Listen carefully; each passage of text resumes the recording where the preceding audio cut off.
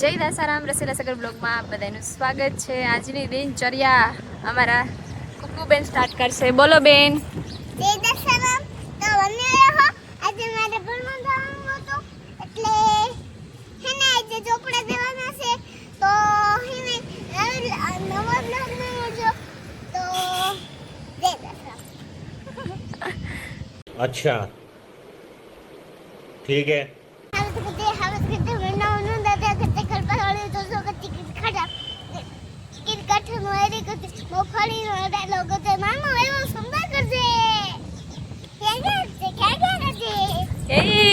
Very good very good. અમારા કુકુબેનનું ગીત સાંભળી અને ગલુભાઈ આવી ગયા કે મારે ગાવું છે પણ ન ગાયું તો સીધે સીધા નીકળી ગયા એ પાછા એટીટ્યુડમાં। આંગણવાડીએ પહોંચી ગયા અને મેડમે આજે છોકરાઓને આપ્યા હતા ચોપડા વિતરણ કર્યું હતું અને છોકરાઓ પાસે કલર પુરાવતા હતા પણ એમના મેડમને ભાઈ સલામ છે આ એટલા બધા એને સાંભળે ને સાચવવા ખરેખર।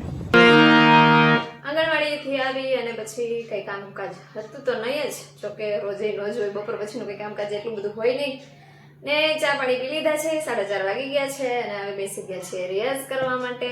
થોડીક વાર સવારે રિયાઝ કર્યો તો અને ચાલો તમને સંભળાવીએ રિયાઝ।